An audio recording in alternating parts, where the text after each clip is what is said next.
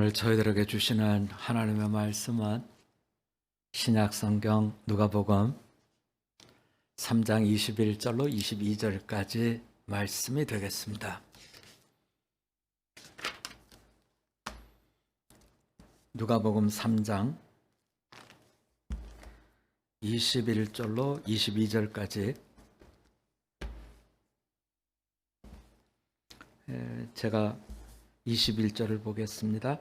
여러분이 22절을 봐주시기 바랍니다. 21절 말씀을 제가 보겠습니다. 백성이 다 세례를 받을새 예수도 세례를 받으시고 기도하실 때에 하늘이 열리며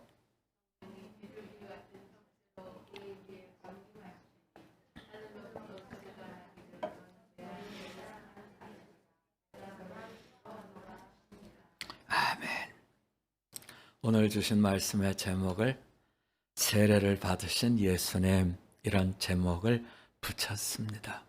우리 한번 같이 해볼까요? 세례를 받으신 예수님.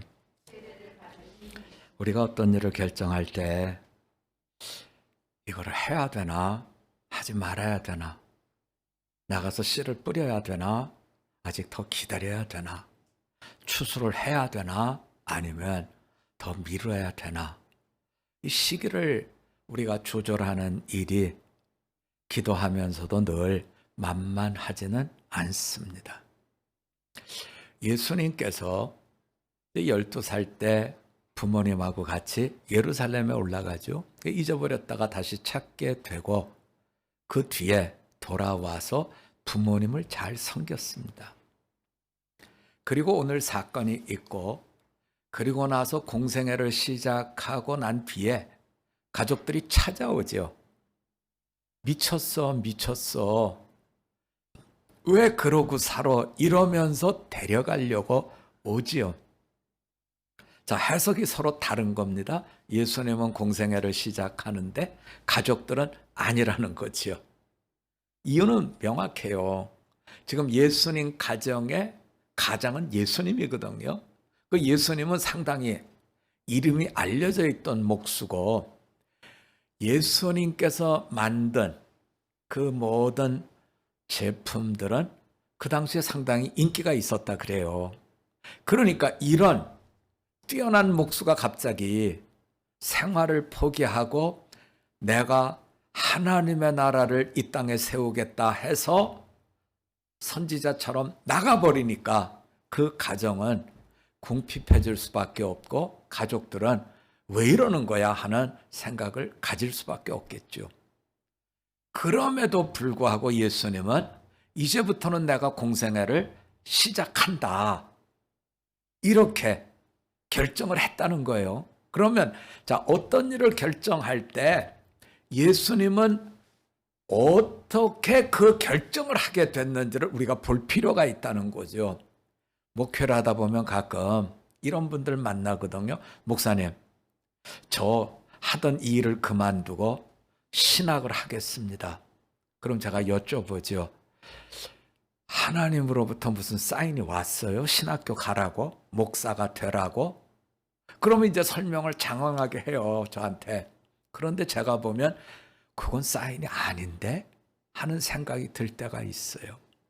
우리가 작은 일, 집을 팔고 어느 동네로 가야 된다라고 할 때 이거 어떻게 결정해야 되나?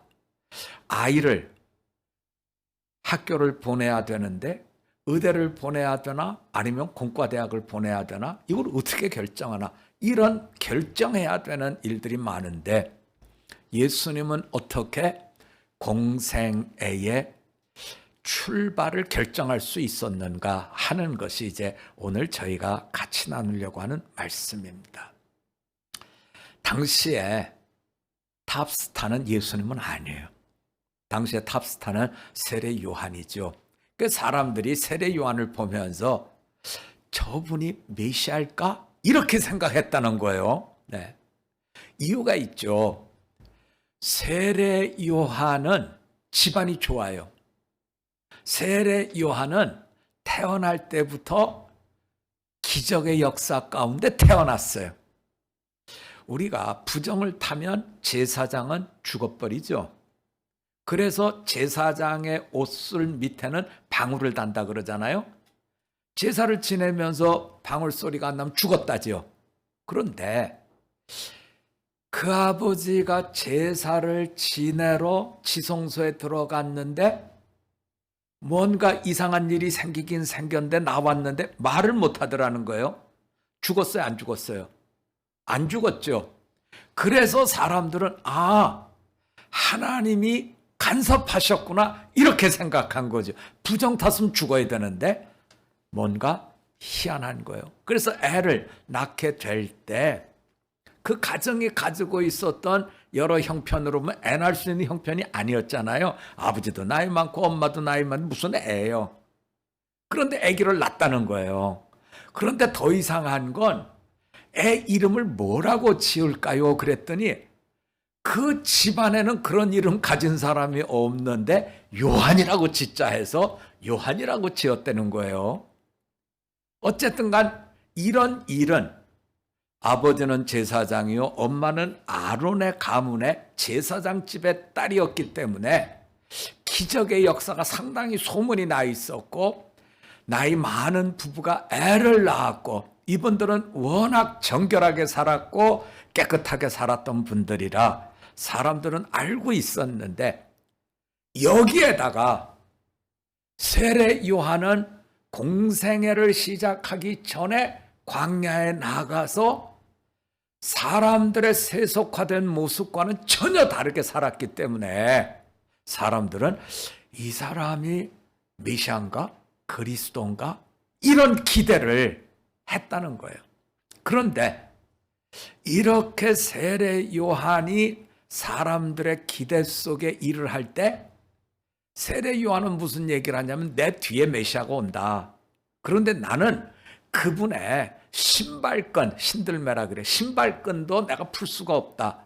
신발끈 풀어주는 건 노예잖아요. 종이잖아요. 나는 그분의 종도 될 수 없다. 비교하지 말아라. 이렇게 얘기를 한 거죠. 그리고서는 이분은 잘하는 분한테는 박수를 치고 못하는 분들한테는 가차없이 질책을 했는데 헤롯이 거기에 걸려들었죠. 이게 헤롯이 제가 보면 이게 자기 마음대로 했던 것 같아요. 그래가지고 헤롯이 걸려들었는데 헤롯이 마음에 안 드니까 세례 요한을 감옥에 집어넣고 그리고 우리가 나중에 그 뒤에 사건은 압니다만 누가는 감옥에 들어간 것으로 얘기를 끝내고 예수님에게로 얘기가 넘어옵니다. 자, 예수님에게 넘어와서 이제 세례 요한 앞에 서게 됐는데 당시에 사람들이 세례를 많이 받았다는 거예요. 그런데 지금 세례를 받으러 갔는데 세례를 받고 나니까 세 가지 징조가 보였어요. 자, 그걸 보자고요, 여러분. 첫 번째는 뭐라 그랬냐면요. 21절에 자, 세례를 받았어요. 기도를 하시네요. 뭐가 열렸어요? 자, 첫 번째 징조는 하늘이 열렸어요. 두 번째는 성령이 비둘기 같은 형체로 그 위에 강림하시 성령이 내려왔어요. 세 번째는 하늘로부터 소리가 났는데 너는 내 사랑하는 아들이라 내가 너를 기뻐하노라. 이건 조금 해석이 필요해요. 너는 내 사랑하는 아들이다. 당시 사람들은 이 말씀은 너는 외아들이다. 나의 유일한 아들이다. 그런 뜻으로 받아들였다는 거예요. 내가 너를 기뻐한다. 내가 너를 보니까 마음에 흡족하다. 하나님 말씀하셨다는 거죠. 자, 이렇게 세 가지. 세례를 받고 나와서 기도를 했더니 하늘이 열렸고 성령이 강림했고 하늘로부터 내 사랑하는 아들이다. 내가 너를 기뻐한다. 이 말씀이 들려진 뒤에 예수님은 공생애를 시작했다는 거예요. 자, 공생애를 시작했다. 그런데 하늘이 열렸고 성령이 비둘기처럼 임했고 말씀을 주셨고 여기에서 두 가지. 성령이 임한 것은 예수님만 유일한가요? 아니면 다른 분들도 있나요? 다른 분들도 있죠. 또 하나. 자, 음성을 들었어요. 하나님으로부터 음성을 들었어요. 너는 내 사랑하는 아들이다. 내가 너를 기뻐한다. 이런 음성을 들었어요. 예수님만 들었나요? 들으신 분들이 또 있나요? 세례 요한의 아버지 사가랴도 들었죠. 예수님의 엄마도 들었죠. 예수님의 아버지 요셉도 들었죠. 두 가지는 예수님이 아닌 분들도 경험했던 부분이에요. 그런데 중요한 거는 뭐가 열렸어요? 하늘이 열렸어요. 근데 이 말씀에 대해서 마태도 마가도 누가도 다 증거하고 있어요. 여러분이 나중에 집에 가셔서 마태, 마가, 누가의 이 부분을 다시 펴서 보면 세 군데 다 하늘이 열렸다는 말씀을 해요. 그런데 예수님은 이 세 가지, 하늘이 열리고 성령이 비둘기처럼 내리고 그리고 하나님께서 말씀을 주셨다, 이 세 가지 경우를 놓고 나는 이제 공생애를 시작한다, 이렇게 해주고 있는 거죠. 근데 두 가지는 다른 분들도 경험할 수 있었던 부분인데 하늘이 열리고는 예수님 밖에는 못 본 거죠. 자, 하늘이 열렸다. 이제는 우리가 주기도문에서 늘 얘기하듯이 하늘에 계신 우리 아버지요, 이름이 거룩히 여김을 받으시오며 나라가 어떻게 돼요? 어디에? 여기에. 나라가 임하옵시며 뜻이 하늘에서 이루어진 것처럼 땅에서도 이루어져야 됩니다. 하늘이 그러려면 어떻게 돼요? 열려야 되지요. 그런데 예수님이 기도할 때 하늘이 열렸다는 거예요. 자, 그럼 하늘이 언제 닫혔죠, 여러분? 하늘이 언제 닫혔어요? 하늘이 아담 때에 닫혔죠. 아담과 하와가 이걸 먹으면 하나님처럼 된다 하는 유혹에 딱 걸려가지고 홀랑 먹었더니 그때 하나님께서 화영검으로 에덴 동산에서 쫓아내시고 하늘을 막아버리셨죠. 그래서 자, 우리가 구원의 얘기, 하나님의 형상을 가진 새로운 피조물이 된다 하는 말씀을 하려면 하늘과 땅이 열려서 아버지의 뜻이 땅에서 이루어지고 하나님의 나라가 이 땅에 세워져야 되는데 예수님은 이것을 기도하시고 하늘이 열린 것을 확인했다는 거죠. 그래서 공생애를 시작한 겁니다. 자, 예수님이 십자가에서 대속의 제물로 돌아가셨어요. 그런데 하늘이 안 열렸어요. 어떻게 되는 건가요? 대속인가요? 하늘이 안 열렸어요. 어떻게 되는 건가요? 여러분, 우리가 보면요, 사회가 너무 썩었어요. 이건 안 되는 거예요 하고 죽는 분들 있죠.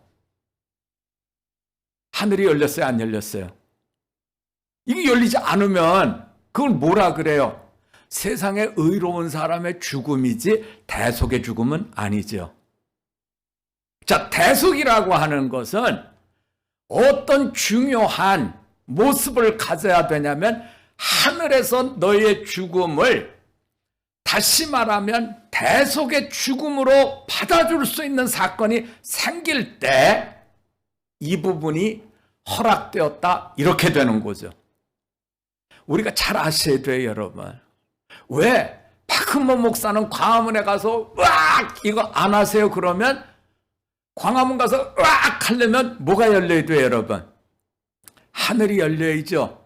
그러니까 박흠모 목사는 다른 사람이 보기에 아유, 저 아저씨 저거 째째방구야, 겁나서 뭐 거기 가서 뭘 어떻게 해, 감옥에 뭐 들어간다 그러면 발발 떨 텐데.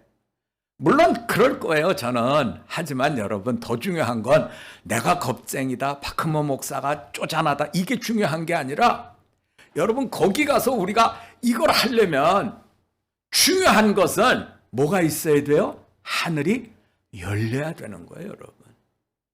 예수님께서 공생애를 시작할 수 있었던 것, 그래서 예수님께서 쭉 십자가로 향해서 나갈 수 있는 것, 그 십자가가 부활로 연결되고, 그리고 오늘 세례 요한이 보면 무슨 얘기를 하냐면 내 뒤에 오는 분은 성령과 뭘로 오신다고요? 심판주로 오신다는 얘기를 하잖아요, 여러분. 이것은 세례 요한이 하나님으로부터 받은 영감 속에서 구원으로부터 시작해서 다시 오시는 재림까지의 사건을 쭉 풀어주는 거죠. 그래서 예수님이 우리를 대속하시고 부활하시고 승천하시고 재림하시고 이 모든 것들이 이루어지려면 하늘이 어떻게 돼요? 열려야 된다는 거예요, 여러분. 그래서 예수님이 세례를 받으셨다 하는 것은 우리가 세례 요한이 얘기할 때는 죄인이 세례를 받고 깨끗해지는 거죠. 그런데 예수님은 우리가 잘 아는 대로 하나님의 아들로 대속죄물, 그래서 세례 요한한테 가서 세례를 받으려고 하니까 막 세례 요한이 아니 왜 이러십니까? 왜 이러십니까? 제가 예수님한테 세례를 받아야지, 이제 저한테 세례를 받으시겠다 그러면 어떡하시는 겁니까? 그랬더니 세례 요한이 그러잖아요. 아니 예수님이 그러시잖아요. 세례 요한은 우리가 이 일로 합력해서 의를 이룹시다 라는 얘기를 하잖아요, 여러분. 그 얘기는 뭐예요? 세례 요한은 하늘문은 못 열지만 하늘문을 여는 디딤돌로 살았고, 하늘문을 여시는 건 예수님이신데 사람들에게 여기 문이 열렸습니다 하는 것을 알려주려면 누군가가 앞에서 디딤돌이 돼줘야 되는 사람들이 있다는 거죠. 그래서 오늘 성경은 우리들에게 그 점을 얘기해 주고 있어요. 자, 이런 예수님의 하늘이 열린 이 사건을 성경은 그러면 어떻게 기록해 주고 있느냐는 건데요. 자, 마태복음에서는 아브라함과 다윗의 자손 예수 그리스도의 세계라 이러고 나서 아브라함부터 시작하고 쫄쫄쫄쫄 해서 예수님까지 가죠. 근데 마가복음은 이 족보가 어떻게 가요? 예수님으로부터 시작해서 쫄쫄쫄쫄쫄쫄쫄 올라가서 어디까지 가요? 마지막에 자 한번 보자고요, 여러분. 예. 3장 38절입니다. 우리 한번 같이 볼까요? 예. 한번 같이 봅니다. 시작. 그 위는 아노스요, 그 위는 셋이요, 그 위는 아담이요, 그 위는 하나님이시니라. 하늘이 열려야 이 말씀에 의미가 있죠. 네. 자, 우리 아버지, 우리 할아버지 엄청 부자였습니다. 그런데 그분이 부자인 게 나하고 무슨 상관이 있어요, 여러분? 문이 열리지 않으면, 연결이 이루어지지 않으면 속만 더 상하지요. 자, 오늘 말씀은 바로 그런 의미에서 예수님은 하늘이 열린 것을 보셨습니다 하는 것을. 다르게 표현하면 하늘이 열렸으니까 이제는 내가 어디로 가도 된다고요? 십자가로 가도 된다고요. 하늘이 열렸다는 건 성전 지성소가 열렸다는 거 아니에요, 여러분? 나의 죽음이 다른 사람을 대속할 수 있는 하나님의 구원의 역사가 이루어집니다 하는 말씀이 되겠죠. 그래서 오늘 우리에게 주시는 이 말씀을 대하면서 예수님의 세례 받으시면 죄인이 받은 세례가 아니라 하늘이 열리고 십자가 대속의 은혜가 열리고 부활의 역사가 일어나고, 그리고 더 나아가서 나중에 다시 오심하신 구세주의 구원의 역사로 쭉 연결이 되더라는 거예요. 자, 여기서 우리가 그러면 짚어주셔야 돼요. 굳이 세례를 받을 필요가 있을까? 그냥 광야에 나가서 시험 받고 거기서 말씀을 받으면 안 될까? 아니 된다는 거죠. 자, 예수님의 탄생은 어디서 이루어졌어요? 우리는 베들레헴을 기억하기보다는 예수님의 탄생은 마구간을 기억하지요.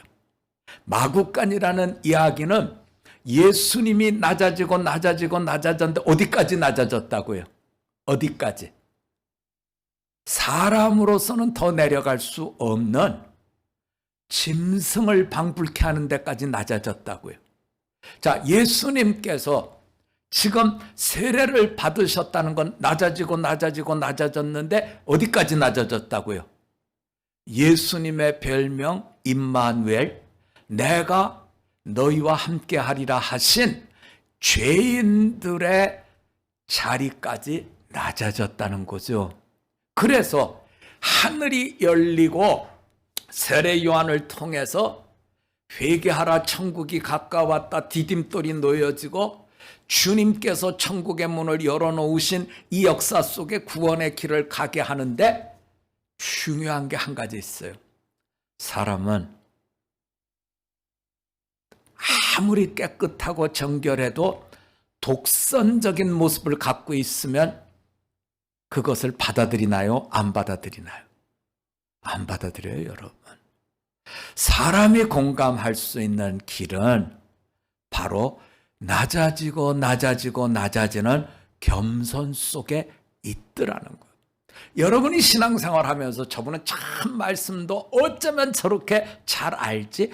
아유, 저분은 기도도 너무너무 은혜롭게 하시지? 다 잘해요. 그런데 잘났어요. 그러면 우리는 그분에 대해서 공감하기 어렵다는 거죠. 오늘 성경은 바로 그 점을 얘기해 주고 있습니다. 예수님의 세례 받으심은 하늘이 열렸을 때 예수님은 어떻게 하셨나? 죄인의 자리까지 낮아지고 낮아지고 낮아지는 모습을 보여주셨다 하는 거예요. 그래서 오늘 성경은 이 점을 우리들에게 얘기하는 거죠. 구원 받으셨나요? 그러면 어떻게 하셔야 될까요? 낮아지셔야 됩니다. 다 같이 기도드리겠습니다. 하나님 아버지, 예수님께서 공생애를 시작하면서 세례를 받으셨습니다. 하늘이 열렸고 성령이 비둘기같이 그 위에 머물렀고, 그리고 너는 내 사랑하는 아들이다, 내가 너를 기뻐한다는 말씀을 들었습니다. 왜 예수님은 공생애를 시작할 이와 같은 세 가지 중요한 징조를 우리에게 보여주고 있는 것일까? 하늘이 열려야 대속에 은혜가 있고, 하늘이 열렸을 때 우리는 성령의 감동으로 낮아지지 않으면 공감 능력이 없는 것을 봅니다. 거기에 더해서 하나님이 기뻐하실 때 역사가 이루어지는 것을 이렇게 알게 하여 주셨사오니 잘 감당토록 우리 모두도 낮아지는 작은 예수의 길을 걷게 하여 주시옵소서. 열심이 아니라 겸손히 하나님께 인도하며 열린 천국문 동행자 됨을 알게 하셨사오니 잘 감당케 하여 주시옵소서. 예수님의 이름으로 기도드립니다. 아멘.